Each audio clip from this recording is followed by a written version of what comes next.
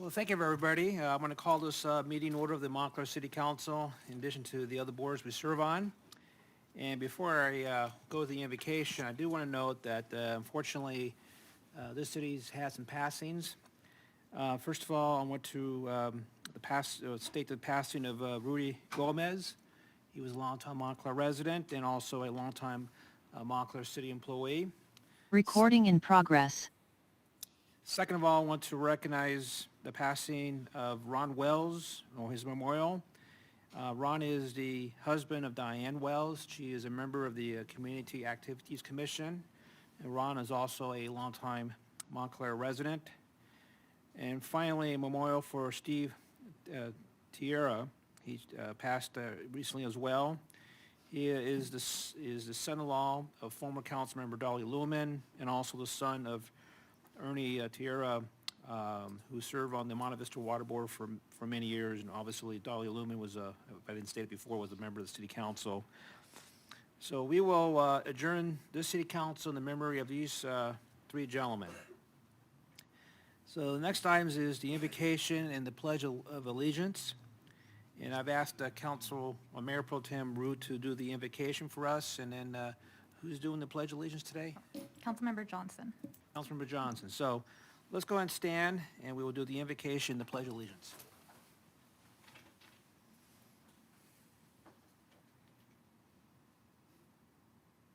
Please join me in your prayerful mode. Gracious and divine Creator, maker of all that is visible and invisible, creator of all that is seen and unseen, maker of our hearts, maker of our head, maker of our hands, the creator of our community, the one who guides us, the one to whom we turn for knowledge, wisdom, one we turn in our moments of doubt, the one we rejoice with in our moments of celebration. We ask you to come upon this city tonight. Help us to find your wisdom in all that we do. Help us to heal this community where there is illness. Help us to find in this community those wonderful little places where no matter how dark it may be, there's always a small little beacon of light, and we know that light comes from you. We ask you to look upon all those who are ill tonight, those who need healing, especially those who may have coronavirus. We ask you to comfort them, to comfort their families. Comfort those whom we recognize tonight. We know that they are in mourning. We know that they need your healing hand. Come upon this community. Bless us. Be with us. Look out for all of our employees. Look out for everyone who calls this city home in some way. Guide them. Lead them to a better and brighter tomorrow. And may we always know that you are with us every step we take. We ask this in the many names we call on you and in the many tongues in which we speak. Amen. Amen. Please join me in the salute to the flag. I pledge allegiance to the flag of the United States of America and to the republic for which it stands, one nation, under God, indivisible, with liberty and justice for all. Can we please have roll call? Councilmember Lopez. Here. Councilmember Martinez. Here. Councilmember Johnson. Here. Mayor Pro Tem Rue. Present. Right? Present. Thank you. So noting all members are present at this time, the next item on the agenda is public comment. This is the opportunity for members of the public to speak to the City Council. They're granted 5 minutes. If you're in the City Council audience live, you'll fill out a blue card if you wish to speak, and you'll give that blue card to the City Clerk. If you're on Zoom, you will just raise your flag on Zoom to indicate you wish to speak, and you'll be recognized at that time. And if you're calling in, you will hit *9 to raise your hand, and then *6 to unmute yourself when you're being recognized. So at this time, if you wish to speak on Zoom or on the phone, I would ask that you please raise your hand at this time so we know who you are. But before we go to the Zoom and the phone callers, we will start with the members of the audience. And then I'm going to ask the city clerk to introduce those individuals. Actually, before we go on, the speakers you have so far, how many speakers do you have? I have 4. And I believe all 4 under just general public comment, non-agenda item? Or do you- One was a request in advance under public comment and under an agenda item. Okay, so what we'll do is to get all the comments, and we don't have no public hearings today, and I believe the one person that wants to speak on one of the agenda items is under communications.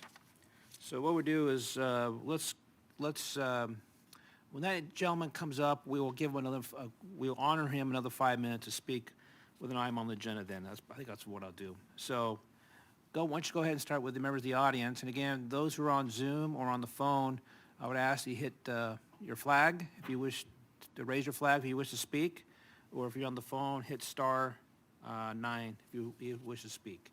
Okay, go ahead. First, I have a request from Tuan Nguyen to speak. I'm not sure if he's one of the callers on the line or if I did not see him in the audience. So we could just skip him for now and call him again at the end. Yeah, well, he's not in the audience, so we'll see if he's on the phone or on the, go ahead. Okay, so our first card in the council chambers is Bill Kaufman.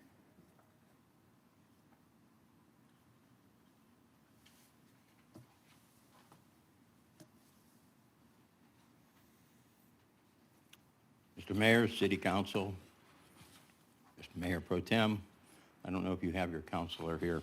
In any event, I was here 2 weeks ago in a very rushed state trying to get everything done in 5 minutes.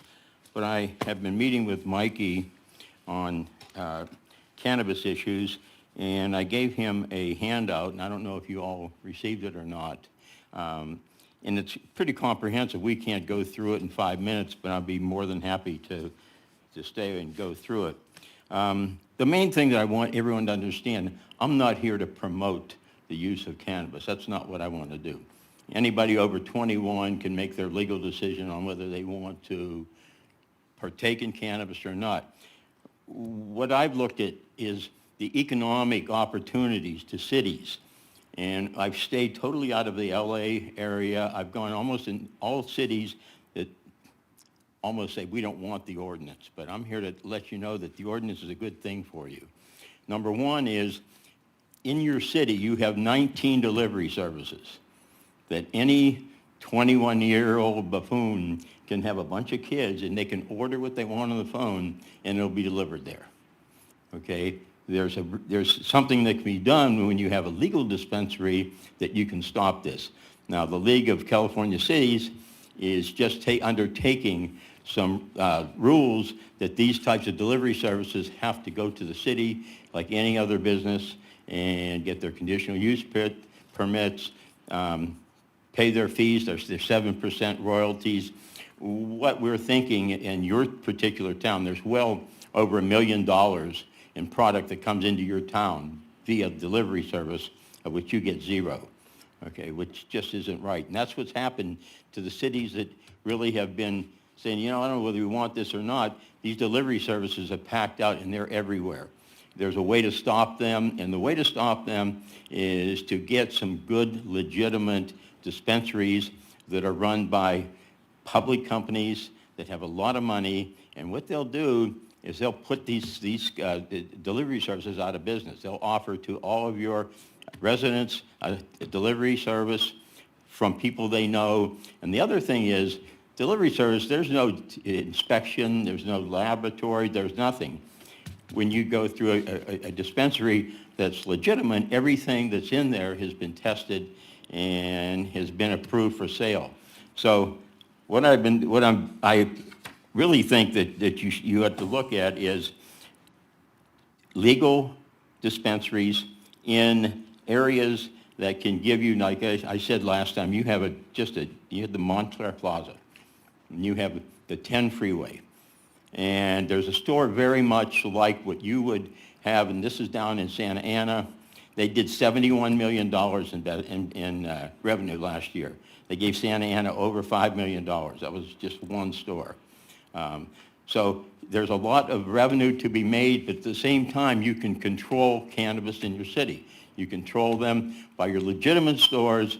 We'll do the delivery, and they'll also go, and for everyone's reference, there's more than one, I won't call them dispensaries, sales opportunities in your city that are illegal. One's out of a garage, okay? That kind of stuff, legitimate dispensaries get onto, and they expose these people. Now, the other thing is, and I'll work with Mikey on this, is the zoning and the things that other cities have gotten in trouble with. And what I proposed and what I finally, Corona and I worked 3 years. They just issued like 12 licenses.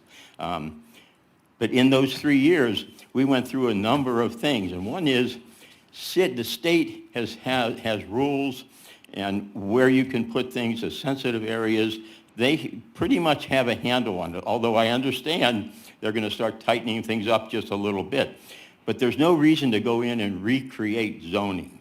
You know, some people, well, let's zone it down in, you know, somewhere where nobody wants to go. Well, that's not what you want to do. You want to put something right out there that's beautiful, it's legal, and people who want to can go there and partake, and the city will be the beneficiary of that revenue. I see in Montclair at least 2 areas. You got Upland that can't sell. They voted. In order to rescind that, they have to vote to get that out. Pomona is issuing licenses, okay?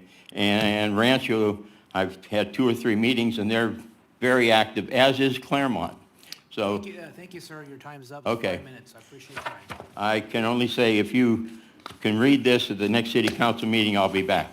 Thank you. Mr. Mayor, clarifying question real quickly, if I might. What's the question? Mr. Kaufman, did Well, I hear here- correctly? Well, you said there was one store in Santa Ana gave their city $5 million out of what sales? 71 million. Thank you. Okay, next speaker. Now, I will remind my city council members that we are speaking of items not on the agenda, so under the Brown Act, we can't speak about it, so. Okay, Mr. Tuan Nguyen? And then okay, excuse me.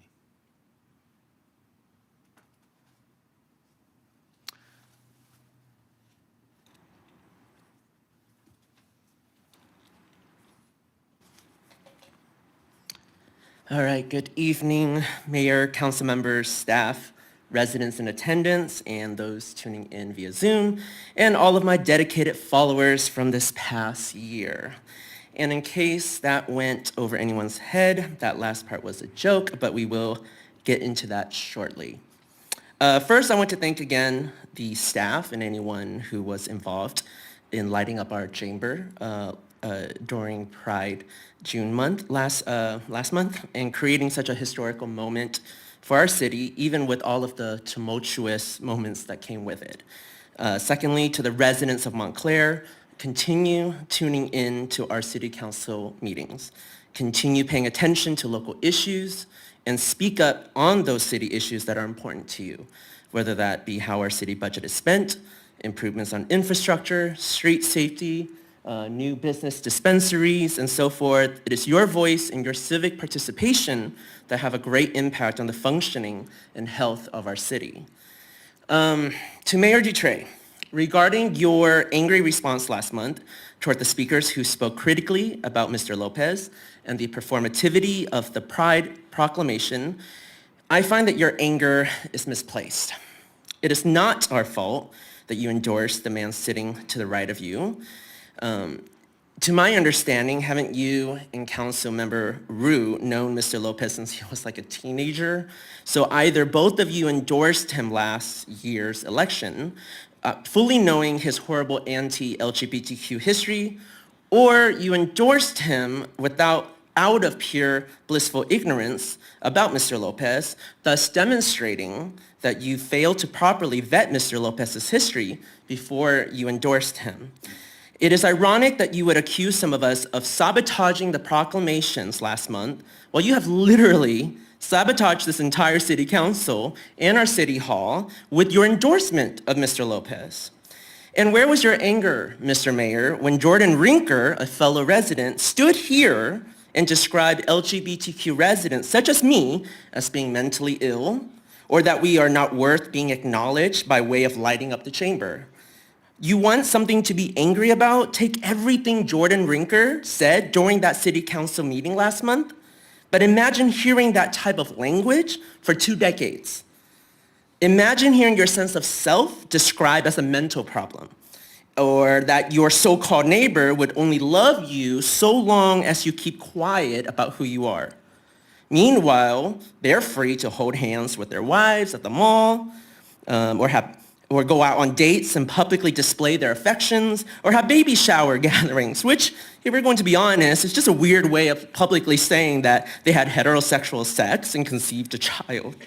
And they do all these heteronormative things without any fear of being targets of harassments for being heterosexuals. Where is your anger in the fact that many other LGBTQ people continue to live in the closet out of fear that they'll be rejected, persecuted even by family members, teachers, neighbors, should they come out? You argue that last month's proclamation should not have been political.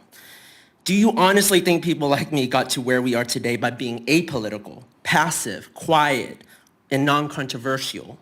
You're right about one thing: it shouldn't be political, and it shouldn't be an issue, but as long as there are people like Ben Lopez running for offices or sitting in offices and doing their horrible anti-LGBTQ bids to newspapers and state legislature by advocating and fighting against LGBT people to have their rights to exist visibly and safely, to have laws protect them from discrimination, it will always be political. And contrary to what some of you may believe, I do not have any desire to pursue public office in any foreseeable future, nor am I trying to build a following, because apparently that is the rumor that I heard was being spread around City Hall by some of you, which I find immature and childish. I have an entire career aspiration that lies outside of this chamber and is not tied to any desire to sit in those seats that a few of you seem to be clinging on to for dear life. Unlike some of you, when some of us speak up about the things we care about, it is simply that we care about these issues. And it's not about some political pursuit for office. I will end my public comments by simply saying, stop with school playground gossips. Please do your job professionally and ethically, which is to listen to your constituents, listen to what matters to them, especially when it comes to creating a welcoming, inclusive, safe, clean, fiscally responsible, and thriving city. Thank you. Thank you. All right, next speaker, please. Oh my gosh, I'm sorry. Next is Carolyn Raft.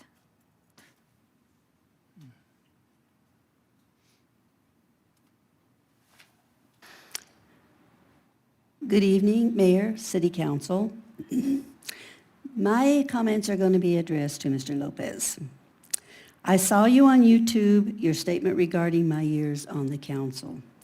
Your statement shows your pettiness to sit there and say you don't want to be like your predecessor, who sat on this diocese for 28 years, read from a script, and voted for every item put before her.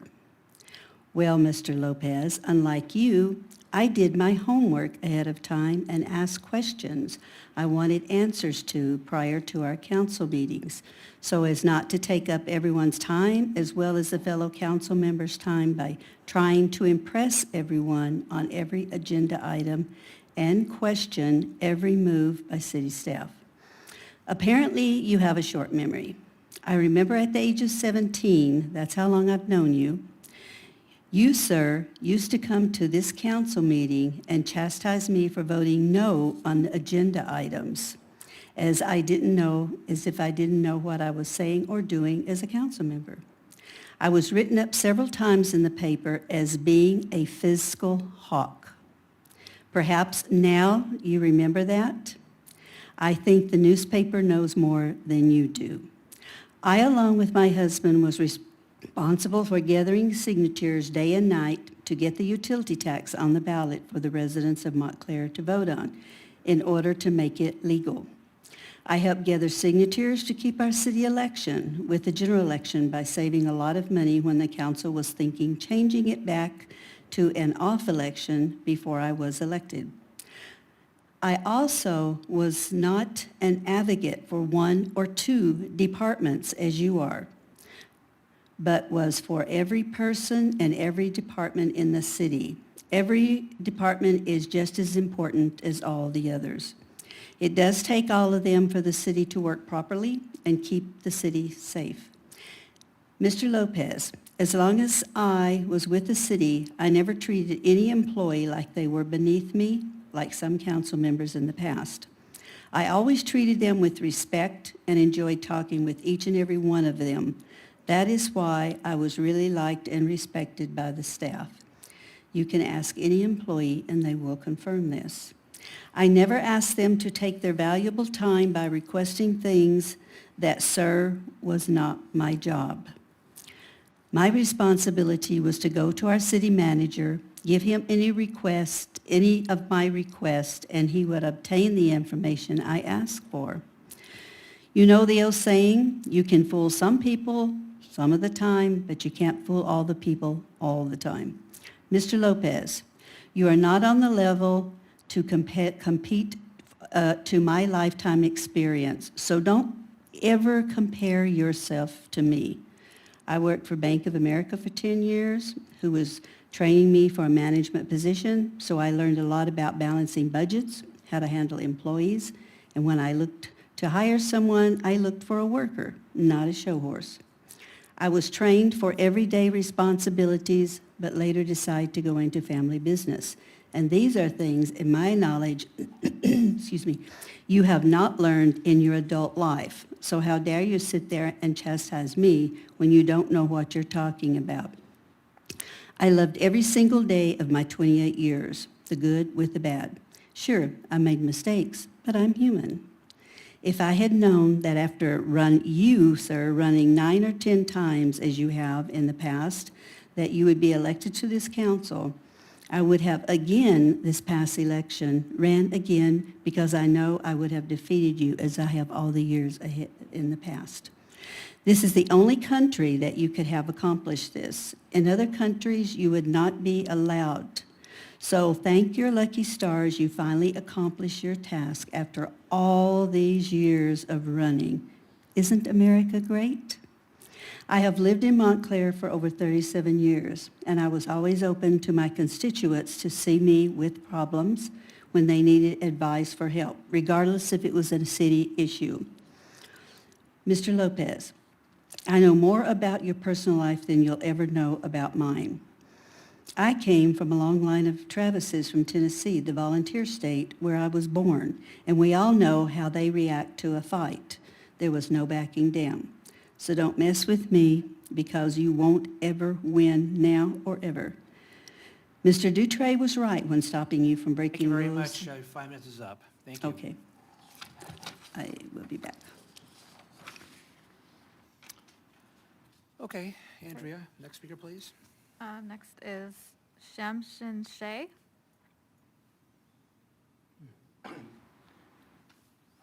With your permission, I would like to give my time to Ms. I'm Straff. sorry, sir, you either have to speak, but you cannot pass it on to anybody else. So you're welcome to speak for your 5 minutes, but you cannot have somebody else, ask somebody else to speak, sorry. In that case, I want to say that I'm here in this wonderful city for 12 years. I enjoy having a business here. I enjoy how clean the city is. The police force has been very good to us. I've been here at my business almost every night. There is some problems, but I think this is one of the best cities that I could have asked to have a business. Thank you. Thank you. Okay, then we are done with the audience, and I don't see any hands up for members of the public that want to speak from Zoom or from the phone, it appears. So I think at this time, we're going to move on to our consent calendar. And I'm going to ask anybody on my left, first of all, is anybody in the audience that wants to talk about an item on the consent calendar, Andrea? I know there's an item of A1, I'll wait for that moment. Yeah, on the consent calendar, I did not receive any requests. Okay, so no one wants to speak on the consent calendar, so I'm gonna look at my left. Anybody on my left want to remove an item on the consent calendar? If not, No, thank you, Mayor. I asked for a correction on the minutes, which is item A1, the July 19th minutes. I think you have a copy of that, so we can include that into the minutes. That'd be great, as part of the motion. How about my right? Anybody want to pull off? Am I on the right? No? Mr. Mayor, just C like Charlie 3, D like David 1. Just two quick questions. C3 and D1, are these just questions? Are these questions? Go ahead. Yes. So C3. I have my notes on D3. The attorney in question, she's the present lady that did our ethics training, correct? Yes, that is correct. Okay. And I notice in the report, there are two different pay scales or two different pay levels. Can she, depending on the work, does she alternate between the two? No, those are based on the principals and associates within the organization. So based on the individual that we would be hiring is what would determine this pay scale. On the back of the contract, Yes. on page 38 of 120, I'm sorry, that's the wrong page. I'm sorry, page 34 of 120, Exhibit A, it identifies each of the individuals of the company and what their hourly rate of pay is. So Donna Evans would be under investigative services. She's listed at $350 per hour. Thank you, sir. And Michael Robbins is not related to Diane Robbins? Just, You know, it's too funny. My son is Michael, and if he was making $600 an hour, I'd be thrilled. Okay, Okay. but it's not him. Okay. I just saw that when I was turning the page, like, oh, that's interesting. Okay, item D1, please. It's a matter of procedure. I know we got a grant for the Ramona Avenue Howard Roundabout. This, according to the report, does not, if I understand it correctly, it does not do an environmental impact report, if I'm not mistaken. I know we have to do that first, do we not? Or a study of some kind? I believe the study is what our former Public Works Director had informed me. There was several steps before we could start doing any actual breaking of ground there. We would have to jump through a few hoops first. Mr. Hudson is online and he may want to respond, but I do not believe that an extensive environmental impact report is necessary for this particular project.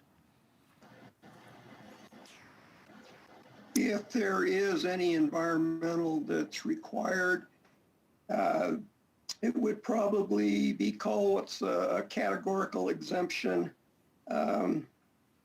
I don't anticipate that delaying the project. Okay, so we're going to go straight into, pending approval of this tonight, we're going to go straight into the phase to begin the building then, I'm assuming. No, this would actually have to be approved through the capital improvement program, I believe. Correct me if I'm wrong, Mr. Hudson, but this merely identifies the projects that will be listed for the purposes of the county as it relates to the STIP. We will go forward and bring this back to the city council as part of the capital improvement program, but we do have the funding and we expect to move forward on the project this year. Money's in the bank then, I'm assuming. Yes. Thank you, sir. Okay, With that, Mr. Mayor, well, go ahead, I'm sorry. go ahead. You're making With a that, motion? Mr. Mayor, I move adoption of the consent calendar with the amended minutes as presented. Is there a second? I will second that. Okay, got a motion by Mr. Lopez, second by Mayor Pro Tem Rue. Can we do electronic vote, please?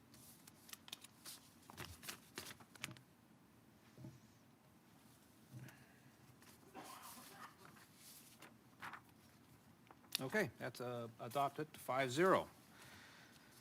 Okay, now we have communications, and the first communication is from the city clerk.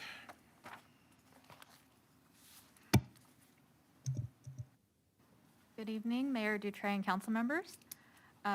As you're aware, many city councils and other governing bodies adhere to formal policies and procedures contained in a manual that's adopted by the legislative body, which for a city may outline the roles of the mayor and council members, rules of conduct and decorum, and the appropriate channels for making requests to staff. A copy of the City of Victorville's Council Policy and Procedure Manual has been provided to the City Council as a sample containing the types of items that may be included in such a manual. Currently, the city has a policy and appointment process manual that was last updated in 2016, which outlines the process to appoint or elect individuals to vacancies on the City Council and its commissions.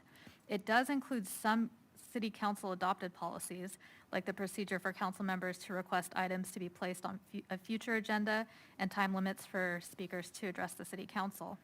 Staff is seeking direction on whether the City Council is interested in the creation of such a policy manual or inclusion of new policies in the City Council Policy and Appointment Process Manual.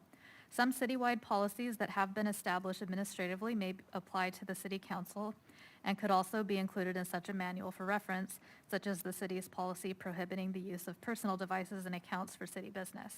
I've also provided you a copy of the policies and laws that are currently included in the policy manual that we have adopted. Okay. I think we have a member of the audience who wants to speak on this item. Yes, so, actually, we have two requests to speak now on this item, so the There's first one two is. requests to speak on this item? Okay. Yes, the Then we first one will, and I'll remind the members of the audience who are speaking on the item, you have to speak on this particular item and cannot speak on something else that's not unrelated. So, go ahead. Okay, You so have 5 minutes. This is for Tuan Nguyen.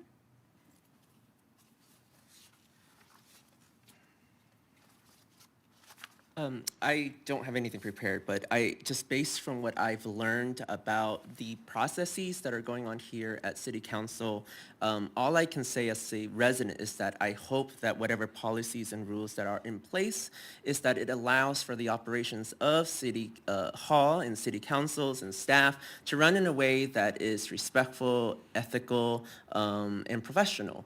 Because as a resident, I would really hate to see fellow, staff member who, in my opinion, despite it might not be administratively correct or on paper, but they are also working on residents' behalf. And in my opinion, City Council members are also working on residents' behalf. And so to demand staff to operate for any single individual council member as though these are council member staff instead of city staff, I just find it very concerning. And so whatever the rules and policies that you vote tonight as a resident who attend and are watchful, as many others are, just please do it in a way where we treat our city staff respectfully and that they are all working for all of you and for all of us, and that we are not treating anyone in a way that puts people in some sort of hierarchical above one another.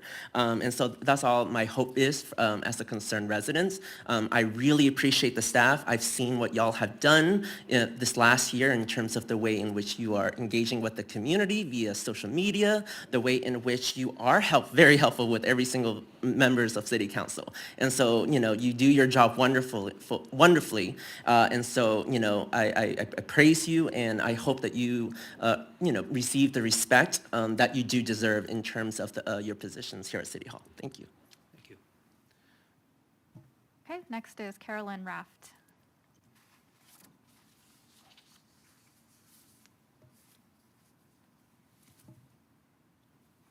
Okay, good evening again. The main thing I want to say is I don't know all the procedures, that if you're going to change anything or whatever, but Mr. Dutre, last time you were right to stop Mr. Lopez from breaking rules and regulations and getting council in trouble due to your not understanding the rules of the Brown Act, Mr. Lopez, among other rules and regulations. Just because you're a council member, you can't go and do and say as you please. There are rules, and everyone must obey, and it includes you. Perhaps you should take a course on how to correct and proper council member. Perhaps you should take a course on how to be a correct and proper council member. Mayor, if you and the council don't get Mr. Lopez under control, he's going to take you down with him. So I hope that you have this chance to set him straight so he doesn't keep breaking all the rules. Thank you. Thank you. All right, so I'm going to bring this item back to the council. Any questions from council members on this? Mr. Mayor, Go ahead. a question to the city clerk. Ms. Phillips, I'm sorry, Ms. Myrick.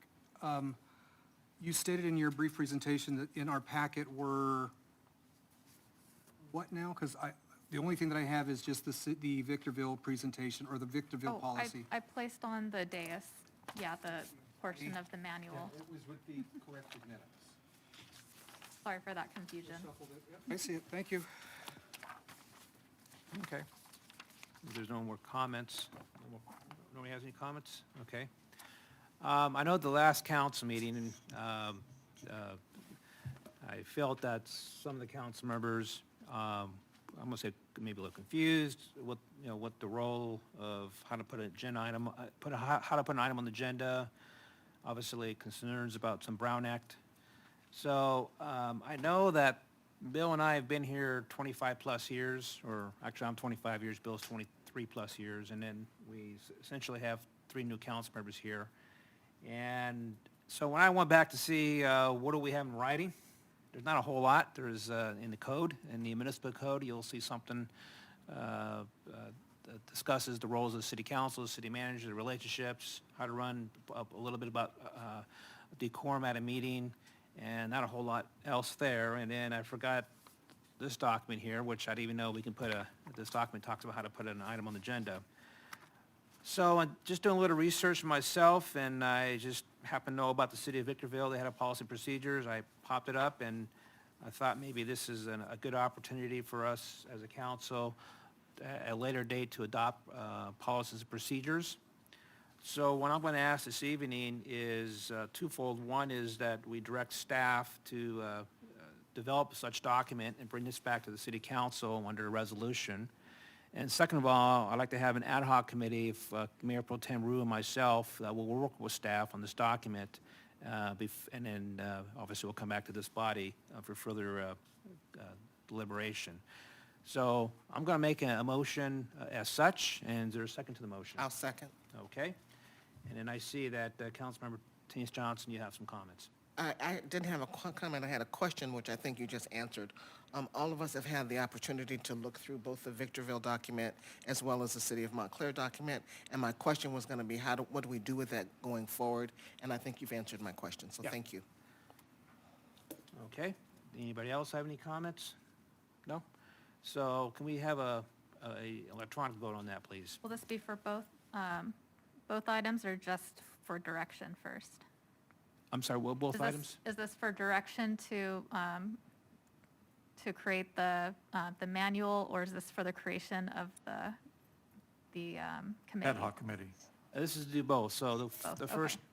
first action will be for staff to develop the manual. Okay. The second action will be that there's an ad hoc committee formed with Mayor Pro Tem Rue and myself, and we will work with staff regarding that manual.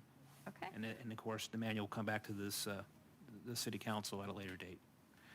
Okay, feel free to vote. Thank you. That's adopted 5-0. Okay, the next item was administrative services, recruitment procedures, which Councilmember Lopez spoke about the last meeting. We're going to delay that until the next meeting, and I think Director of Administrative Services, John Hamilton, is going to put together a good presentation with PowerPoints and kind of talk about our recruitments, the procedures, recruitments, and probably also talk about what positions are currently out for recruitment or have been filled, so we have an idea what the personnel looks like since we adopted the budget a couple months ago. All right, so the next one is Marcia, Human Services. Great, thank you, Mr. Mayor. It's Human Services Director Marcia Richter. That'd be formal, sorry. Thank you, Mayor. I want to thank the mayor and council members for attending last week's summer concert in the park, and I want to remind everyone that tomorrow is National Night Out in Alma Hoffman Park beginning at 6:30 p.m. There will be several informational tables, equipment demonstrations, a free photo booth, face painting, and the movie Frozen 2 is scheduled to begin about sunset or between 8 and 8:30 p.m. JoJo's Hot Dogs and Shaved Ice Snowy food trucks will also be on site. The evening will include free children's activities and refreshments for sale, including popcorn. I also want to mention that the American Red Cross will be in the community center beginning at 2:30 p.m. for those who can support our blood drive. We look forward to seeing all of you there. I also wanted to make you aware that due to public health concerns because of the rise in the COVID-19 Delta variant, the Montclair Senior Center reopening has been postponed until further notice. While we know this is disappointing to some, the health and safety of our senior population is of our utmost concern. We are continuing with our curbside pickup every Monday through Friday, 11:30 a.m. to 12:30 p.m. We had volunteers helping us today in the kitchen, and it was wonderful, and we are still looking for vaccinated volunteers to help out if they can, from 10 until 12:30 every day. If anyone is interested, please call the Senior Center or see me after the meeting. And then the last item I wanted to update you on is regarding the Kova testing that's being done in Montclair. As many of you know, there is a testing site at Montclair Place every Monday from 10 a.m. to 6 p.m. And beginning this Wednesday, the Kova testing bus provided by the state and OptumServe will be based at the Kids Station parking lot at the Trans Center. So they're moving from the Montclair Place lot up to our Kids Station at the Trans Center. This site will be available for testing Wednesdays through Sundays from 11 a.m. to 7 p.m. Walk-ins are welcome. And I have a flyer if any of you are interested in the new site. Like I said, appointment or walk-ins are welcome, but you can also make appointments through their website. So I'll pass that around. Any questions on any of the items I've mentioned? I don't see no questions. Okay, thank you. Okay, we'll move on. City Attorney. Yes, thank you, Mr. Mayor. I have a couple of closed sessions that are indicated in the agenda, and then I'd like the council to consider adding a third. The ones on the agenda, one is to meet in closed session regarding potential litigation, and that matter is in regard to implementation of the city's vaccination policy. The second item on the agenda is to meet in closed session for labor negotiations with our labor negotiator, Mr. Starr, concerning the employee associations indicated. The third item is a matter that just came to our attention this afternoon, and it involves a potential case of litigation. And it just came to our attention, obviously, after the posting of the agenda. I believe there's an urgent need to address the item. I have to describe it. We've received a complaint from Cal OSHA. So I would like to ask the council to add it to the agenda if you can make the proper findings. It would be another potential case under 54956.9 sub D sub 2, like the other one here. So the complaint from Cal OSHA requires an investigation to be done within 5 days. So we obviously need to meet probably tonight to be able to address that and discuss it. So based upon what I've told you, I would like you to find that there's an urgent need to meet, that it just came to our attention. It is dated, we received it today, and we didn't know about it before today. So if you can make that finding, then I would ask that you add that closed session item to the agenda. Councilmember Johnson. Thank you, Mr. Mayor. I would move that we add that item to the agenda as described by our city attorney. As an urgency item? Am I correct? As an urgency As an item. Is there a emergency second to the item. motion? I will second that. Mayor Pro Tem Rue. Okay, so Councilmember Lopez? Yeah, Madam City Attorney, are there any particulars as to the person or entity or whoever it is that filed the complaint, and then the nature of the complaint without identifying either individuals or entities? There's no indication as to who filed the complaint. And I think the specifics of the complaint we should discuss in closed session. Okay. I believe we need 4 affirmative votes to put this on the agenda, so I'm going to ask that each member to please vote by electronic. And the vote is 4 yes and 1 abstention. And so ordered that it's on the agenda. And now I'm going to ask the city manager. Mr. City Manager. I do not have a COVID-19 update tonight, as indicated in the agenda.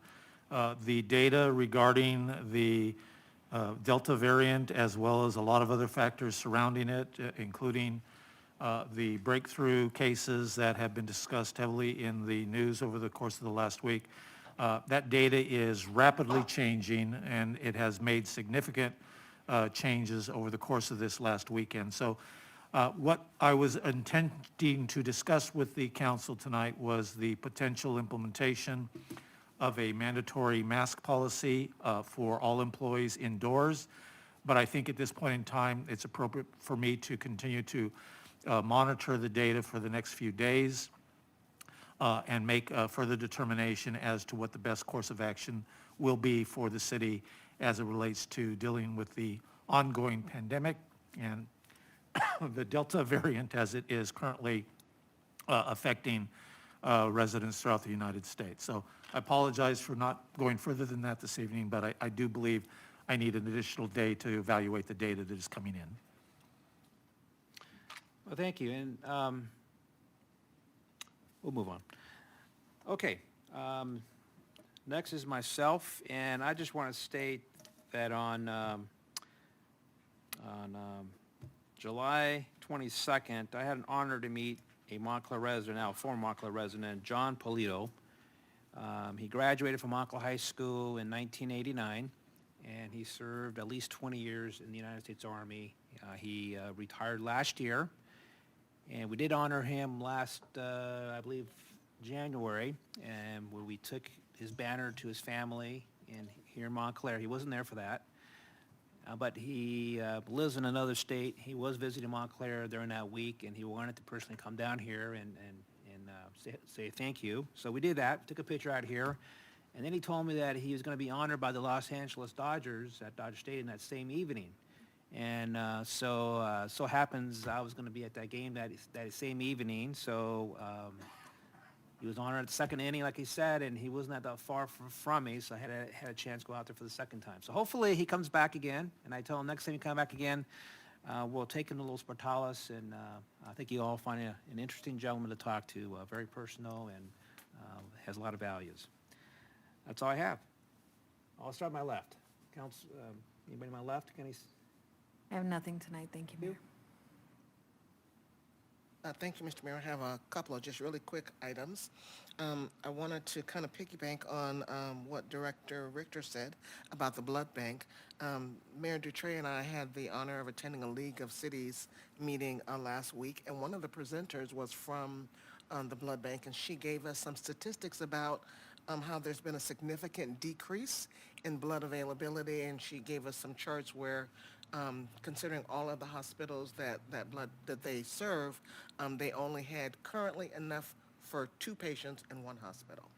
So you did hear Director Richter talk about the blood drive tomorrow. So I hope that everybody who can will attend.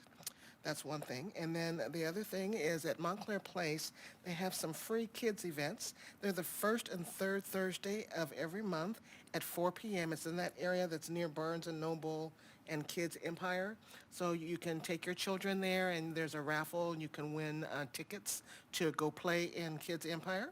So if you have little people, please take them to that event. And lastly, I hope to see all of you tomorrow night at Alman Hoffman Park. It's going to be a blast. Thank you. How about my right? Who wants to go on my right? Okay. Bill? Sure. Mr. Mayor, thank you, members of the council, my colleagues, members of the public and staff. It was a good turnout last Tuesday, 6 days ago on Mariachi Night when we had Mariachi US. Several people told me that was probably the largest attended event this year so far. I don't know how Cold Duck was, but from those that attended both events, they said that event was widely attended, more so than the others. So that's good that our numbers are going up. I would suspect that the numbers tomorrow will be a lot higher, given that it's National Night Out, which I hope they are. I hope members of the public, those of you that are watching via the internet or on the phone or Skype or whatnot, or Zoom rather, by all means, please come out tomorrow. I believe it starts at 6:30? 6:30. Come on out tomorrow at 6:30. You'll see members of the council there. You'll see our police and fire department, human services staff, which are superb. I want to touch on 3 of those individuals that were longstanding Montclair residents that passed. This is actually the first time I heard of Ron Wells passing. I know that Diane really had been through a tough uphill battle with Ron. But, you know, if you knew Ron was definitely a fighter. I mean, that man did not give up. He battled with his illness for quite some time. And when he was able-bodied, being ill, he would still walk his neighborhood. And I remember even bumping into him while he was sick, battling his illness. He walked to the polls to vote. And that was about 4 or 5 years ago.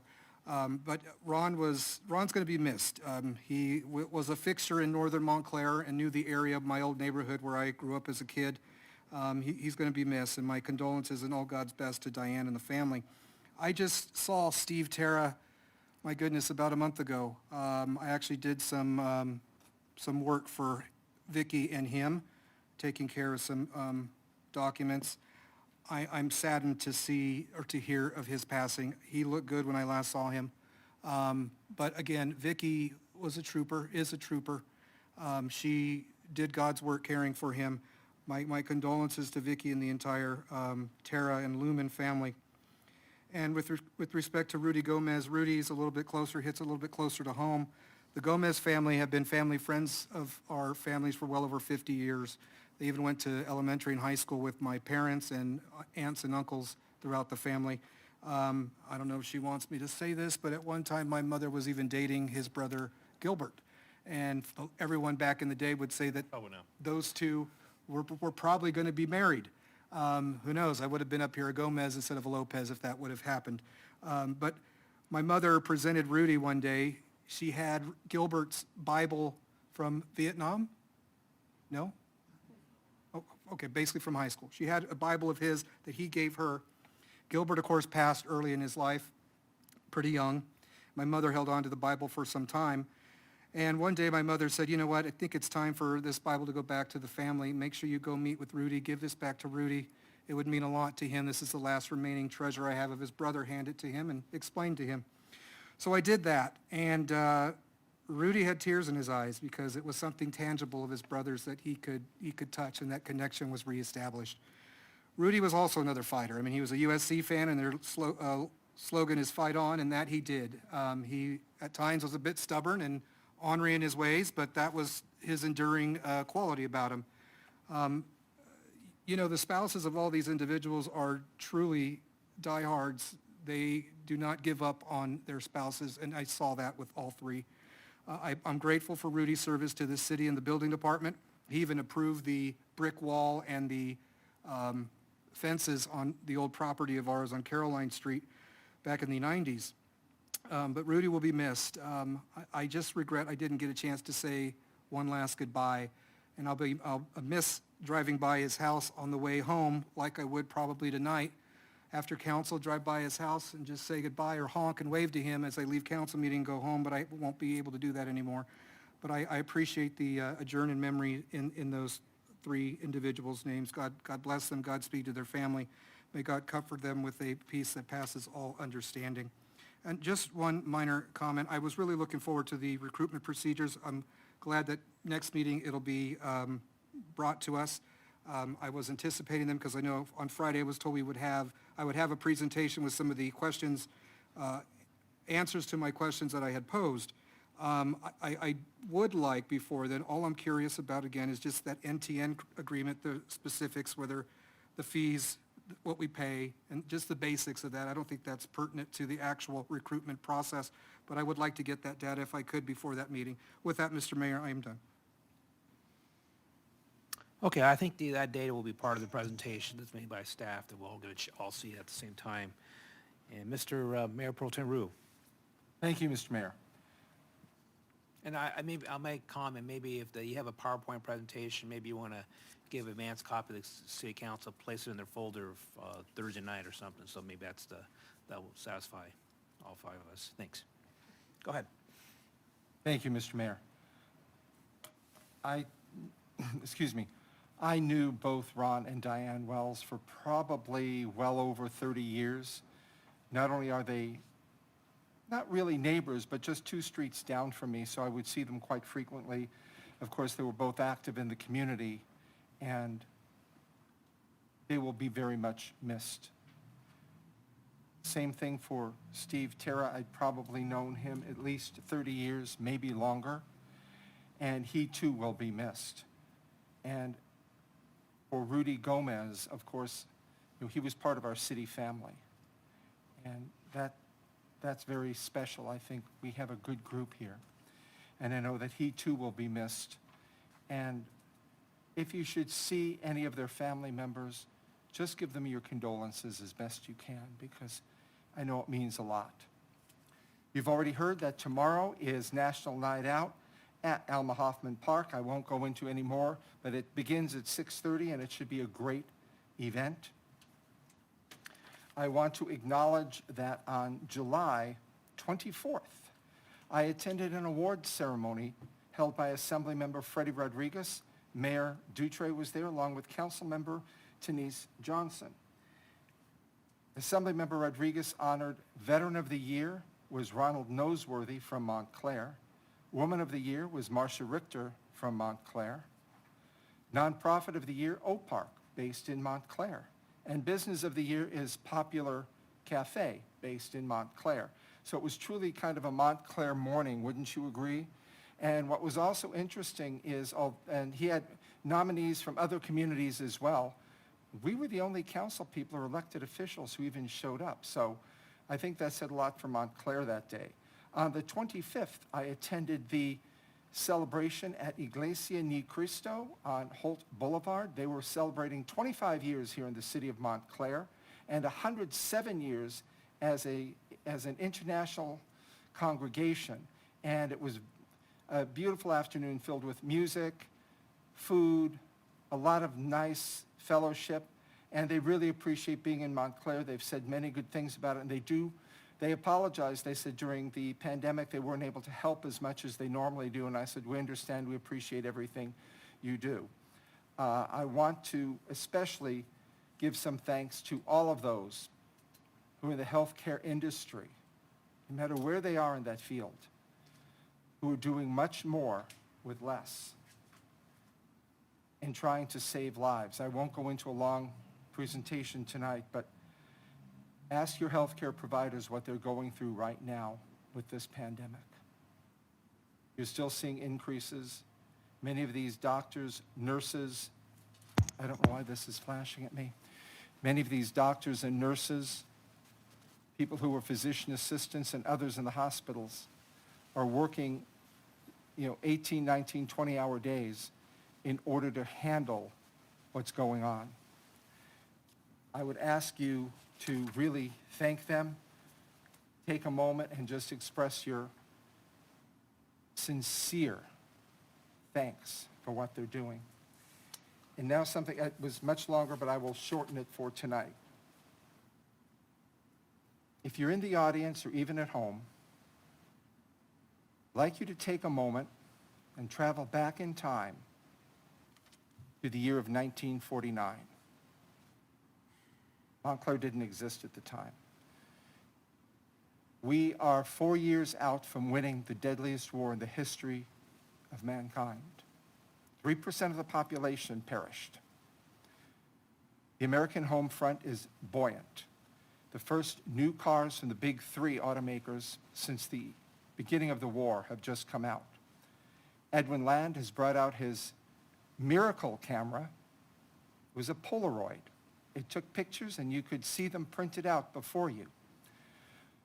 Television was now starting to take hold. It was considered a miracle and our window on the world. The top shows were the Texaco Star Theater with Milton Berle, Mary Kay and Johnny, sitcom.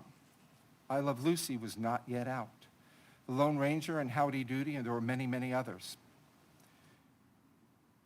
In 1949, with the Texas town of San Angelo on the Concho River, halfway between Lubbock and San Antonio, the spring of that year brought disease, uncertainty, and most of all, fear. A series of deaths and a surge of patients unable to breathe prompted the airlifting of medical equipment with C-47 military transporters. Fearful of the spread of this contagious virus, the city closed pools, swimming holes, movie theaters, schools, department stores, and churches, forcing priests and ministers to reach out to their congregations via local radio.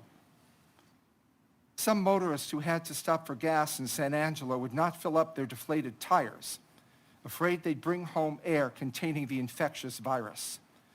One of the town's best physicians diagnosed his patients based on, quote, clinical impression, unquote, rather than taking the chance of getting infected during the administration of a proper diagnostic test.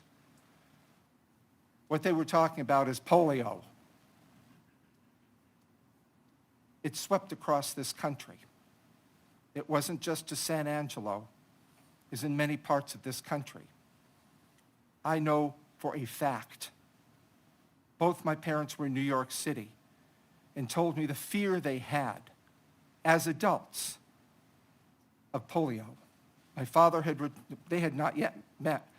My father had enlisted at 17 and returned home to New York City. Survived the war, but questioned whether he would survive polio. He never contracted it, nor did any of his family. Neither did anybody on my mother's side.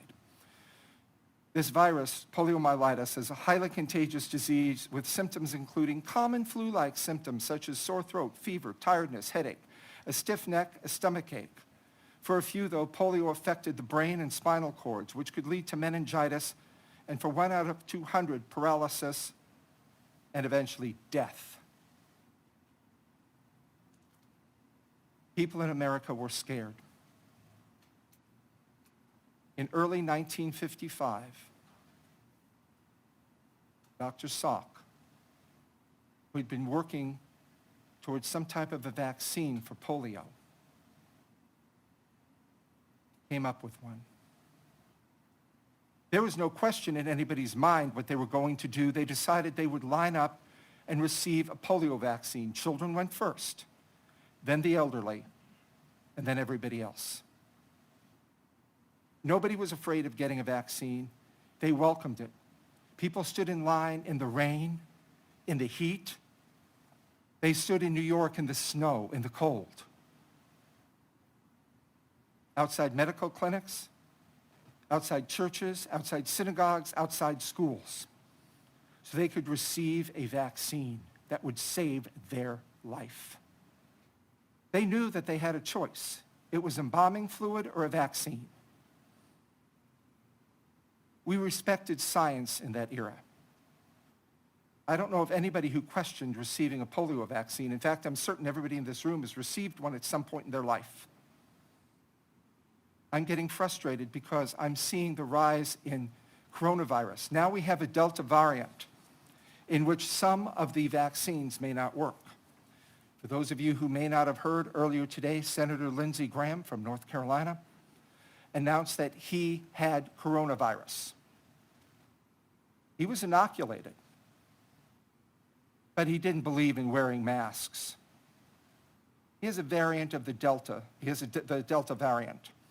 It's mild. It's a few flu-like symptoms. But I wonder if he wouldn't have been better if he had worn a mask. A congressman from Louisiana, Clay Higgs, has come down with this twice. He's in complete denial of coronavirus, according to his words, and he will not receive a vaccine. I will close with something that's a bit of a tragedy, a little close to home, not really. Young man in Corona, California, Stephen Harmon, 34 years old, active in his church. It was a church called Hillsong Church. I didn't know anything about them until I read about his death. They're an international congregation. He was active in his church, had gone to their school, and apparently was looking forward to becoming a minister. Mr. Harmon denied coronavirus from the get-go, said it didn't exist. He tweeted that out. He told people not to get vaccines and not to even get tested for it. A week and a half ago, Mr. Harmon died from coronavirus. He tweeted out to family and friends how when he would breathe, his heart would race and his oxygen would drop. He was eventually set up with tubes into him and on a ventilator, and he died a few days later. This was a young, healthy 34-year-old. Please, if you can receive a vaccine, receive one. I understand there are religious freedom issues, and I will support that. Mr. Rue, can you please wrap it up? Thank you. Huh? Can you please, Oh, for 15 it's minutes? really hard. This appreciate it. microphone is. I would also understand there are people who have immune system issues. They have a compromised immune system. Even more reason why those working around them should receive a vaccine. If you have a compromised immune system and you're told to work in a room with 10 people, now one of those individuals is a carrier of polio. The other 9, you don't know if they've been vaccinated or not. You don't know who you can work with because what if you come down with polio? Just change polio to coronavirus. I'm just going to implore everybody, please, if you can, receive a vaccine. Don't let this thing spread. It's already from Delta variant. There's now a Lambda variant in Texas. The state of Florida, where the governor had admitted he doesn't believe in coronavirus, he didn't believe in masks, they're now spiraling out of control. And he's still telling people not to wear masks. This makes no sense. Let's follow common sense. Let's do what our ancestors did only a generation or two ago with the polio vaccine. And oh, by the way, how do we mobilize that many people, Bill, to get a vaccine? I'll give you another example from history. Mr. Rue, can we wrap? I I will. apologize, but I'm you've sorry. been 15 minutes. 1947 in New York, smallpox outbreak. In 3 weeks, they inoculated 6.5 million people. If we could do it then, we can do it now. Thank you. Yeah, thank you very much. And I apologize. I know, It was I know we 15 got a minutes, long, and we slow probably session. should aim for about 5 minutes, like we do for the staff, or for the public, excuse me. But we will, again, adjourn this meeting in memory of Ron Wells, Rudy Gomez, Steve Terra, and I do expect a nice big crowd tomorrow, so I know the staff will do a good job tomorrow. With that, we'll go into closed session.